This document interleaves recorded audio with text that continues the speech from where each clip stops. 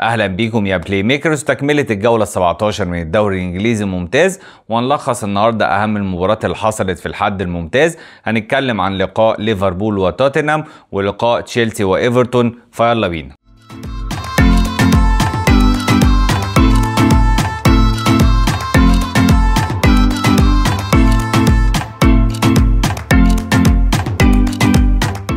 حفله النهارده عملها ليفربول على توتنهام في ملعبهم وكسبهم 6-3. والحقيقه اللي متابع توتنهام الفتره الاخيره وبيتفرج على ماتشاتهم يحس ان الفرقه دي عندها انفصام في الشخصيه. يعني الفرقه اللي بتكسب اليونايتد 3 والسيتي 4، والماتش اللي فات حتى قدام ساوثهامبتون بيكسبوا 5، تلاقيهم بيخسروا من تشيلسي 4 وبيخسروا من ليفربول النهارده 6. لو بصينا على سبب الكلام ده كله هنلاقي ان مدربهم بوستوكوجلو هو السبب. اي نعم احنا اشدنا بوستوكوجلو قبل كده في ماتش السيتي وماتش اليونايتد، ولكن النمط اللي لعب بيه قدام السيتي واليونايتد ده ما ينفعش تلعب بيه قدام كل الفرق. يعني ما ينفعش كل الماتشات بتاعتك تلعب فاتح خطوطك بتضغط بلعبتك كلها وسايب شوارع في الدفاع ورا. لو فرقه هجومها قوي وسريع زي ليفربول هتأذيك جامد.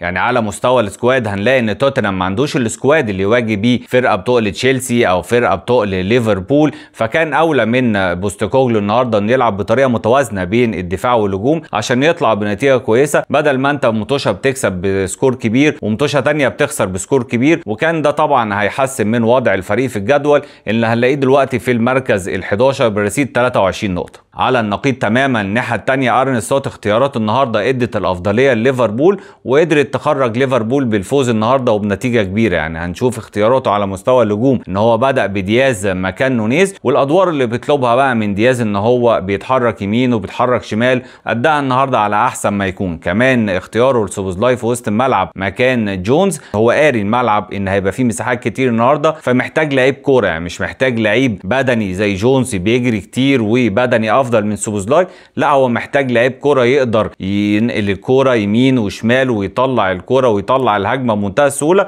وده اللي عمله سوبوزلاي النهارده. ولو اتكلمنا على ارن سلوت في العموم هنلاقي ان نسخه ليفربول هذا الموسم مع ارن سلوت هي افضل بكتير من نسخه ليفربول العام الماضي، برغم ان ارن سلوت بدا الموسم بنفس السكواد ونفس اللعيبه، ولكن فريق اتطور سواء على المستوى الدفاعي او على المستوى الهجومي. وخلينا نفصص بقى حته حته. يعني لو اتكلمنا عن الجانب الهجومي فاعتماده على دياز في مركز راس الحربه والادوار الجديده اللي مديها له. راس الحربه مش النمطي، لا راس الحربه متحرك، اللي هو شويه راس حربه شويه بيتحرك على اليمين شويه بيتحرك على الشمال، وشفنا دياز قادر يطبق الفكره دي بمنتهى الاجاده. وشفنا دياز النهارده وتاثيره على اداء الفريق، وشفناه احرز هدفين، سواء الهدف الاول اللي احرزه بضربه راسيه جميله من داخل منطقه الجزاء، او الهدف الاخير اللي احرزه والهدف السادس ليفربول بتسديده برده من داخل منطقه الجزاء. كمان لو اتكلمنا عن جاكبو هنلاقي ان جاكبو السنه دي نسخته اقوى بكتير ومؤثر جدا في الفريق عن الموسم الماضي. لو اتكلمنا بقى عن نجم الفريق الاول ابو صلاح،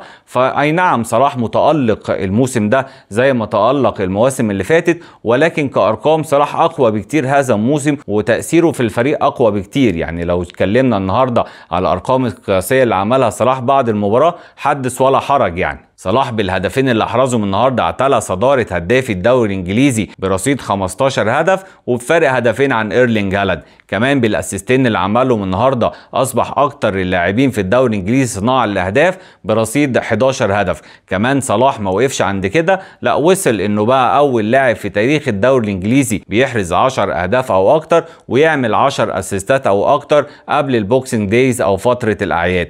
كمان صلاح ما اكتفاش بكده، وصل للمركز الرابع في ترتيب هدافي ليفربول عبر التاريخ برصيد 229 هدف. كمان صلاح وصل للمركز العاشر في ترتيب صناعي الاهداف عبر تاريخ الدوري الانجليزي الممتاز، وتساوى مع ديفيد بيكهام برصيد 80 اسيست. طبعا الارقام دي مش غريبه على صلاح، ولكن لو قارناها بارقام السنه اللي فاتت ارقامه السنه دي افضل بكتير. وده ليه؟ ده راجع للخطه اللي بيلعب بيها ارن سلوت هذا الموسم، بيعتمد على دبل 6 في وسط الملعب سواء ماكاليستر او جرافنبرش، فصلاح واخد حريه اكتر اكتر في الهجوم، ولما صلاح ياخد الحريه دي لازم تبقى الارقام. اي نعم اهداف النهارده كانت سهله لمحمد صلاح وتحس ان الكره حباه، ولكن ده طبعا ناتج من الجهد الكبير اللي بيعمله صلاح، فلازم الكره تحبه ولازم ربنا يوفقه بعد المجهود اللي بيعمله محمد صلاح. اما عن خط النص اللي كان نقطه ضعف ليفربول المواسم الماضيه، وقدر ارن سلوت هذا الموسم انه يحوله لنقطه قوه. يعني لو شفنا اداء سوبوزلاي السنه دي افضل بكتير من اداؤه السنه اللي فاتت ومؤثر اكتر في الفرقه. يعني النهارده احرز هدف جميل من اسيست لمحمد صلاح،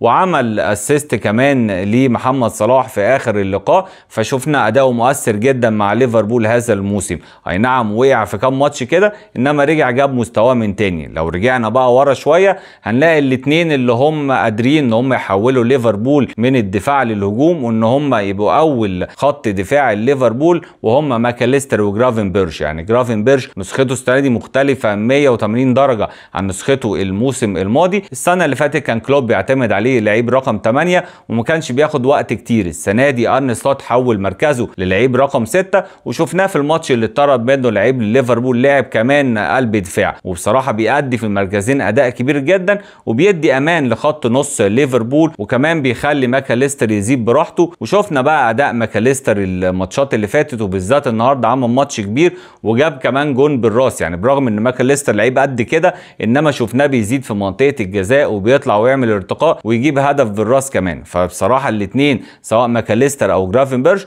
نقطه قوه لليفربول هذا الموسم. ونيجي بقى لخط الدفاع اللي كان كارثه في ليفربول المواسم الماضيه، وحوله ارن سلوت هذا الموسم لخط دفاع قوي في وجود كوناتي ووجود فان دايك. ولكن اي نعم ليفربول في اخر 3 ماتشات اداء الدفاعي مش قد كده، واستقبل 8 اهداف في 3 ماتشات، 3 اهداف ضد نيوكاسل، هدفين ضد فولهام، والنهارده 3 اهداف. ولكن الكلام ده راجع لغياب كوناتي. يعني جوميز بيأدي شويه كويس وبيأدي اداء كويس على فكره مكان كوناتي، ولكن مش زي كوناتي خالص. يعني واشوف ان هنا ارن سلوت لو عايز ان هو يبدا فعلا يكمل في صداره الدوري الانجليزي ويبدا ان هو ينافس على دوري الابطال، لازم يتعاقد مع مدافع قوي يبقى مع كوناتي ومع فان دايك. من الحاجات برضو المميزه عند ارن سلوت ان هو ما بيحلفش كتير، يعني بيلعب بنفس الطريقه 4-2-3-1 وتقريبا بنفس السكواد. يعني لو بصينا على تشكيله ليفربول وسالتك قبل اي ماتش مين تشكيله ليفربول، على الاقل هتقول لي 8 أو 9 لعيبه من ال11، لان هو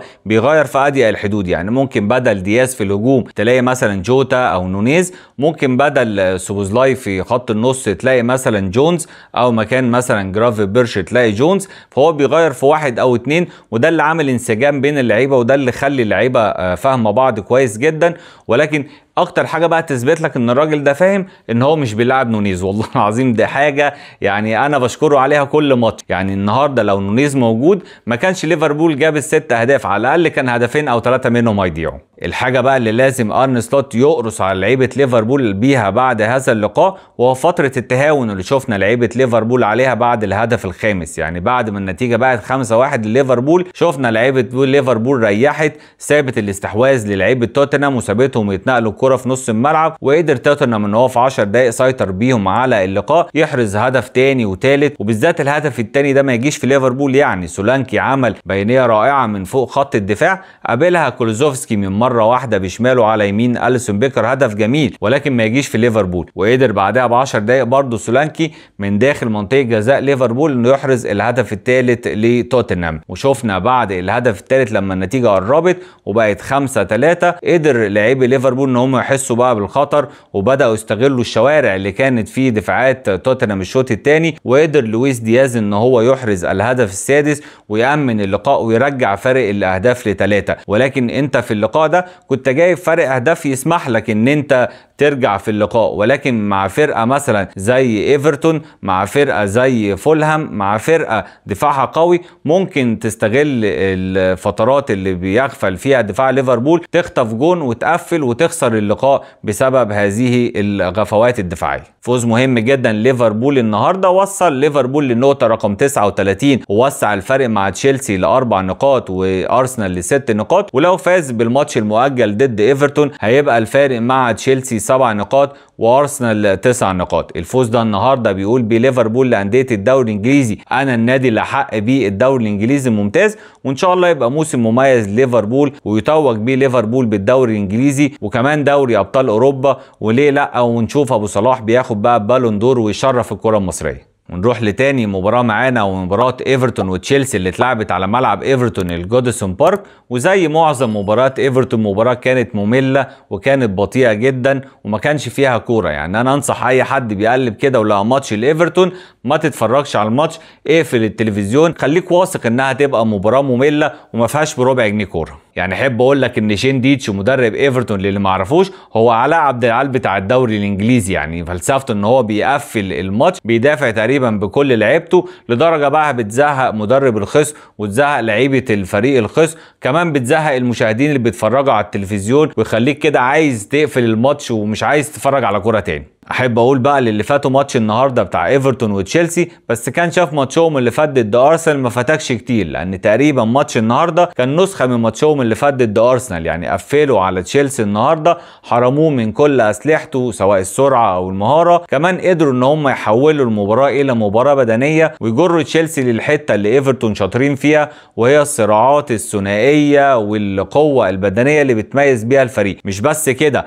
ولكن برغم ان تشيلسي هو اللي كان سيطر على اللقاء، ولكن لو بصينا بقى ان اخطر فرص في اللقاء كانت فرصتين لايفرتون. يعني مش بس ان تشيلسي كان مسيطر وما قدرش يكسب، لا كمان كان ممكن يخسر بالفرصتين اللي وصلوا لايفرتون في اللقاء. يعني لو بصينا على الفرصتين دول هنلاقي ان ايفرتون كان ليه فرصه في الدقيقه 49 وفرصه خطيره اخرى في الدقيقه 76 كان ممكن في واحده منهم يخلص اللقاء ويكسب كمان تشيلسي مش بس يتعادل. طبعا ايفرتون معروف ان هو العدو اللدود لليفربول، والديربي اللي ما بينهم ديربي الميرسيسايد هو من اشرس الدربيات في الدوري الانجليزي الممتاز. قدم احسن هديه لليفربول في الجوله دي والجوله اللي فاتت، يعني عطلوا الفرقتين اللي بينافسوا ليفربول على الدوري هذا الموسم. الماتش اللي فات اتعادل مع الارسنال وحرمه من نقطتين، والماتش ده بيتعادل مع تشيلسي وبيحرمه هو كمان نقطتين. تشيلسي بعد التعادل ده وصل لنقطة رقم 35 في المركز الثاني زي ما هو، اما ايفرتون في المركز ال 15 برصيد 16 نقطة. وفي نهاية الجولة 17 اصبح ترتيب الدوري الانجليزي كالتالي: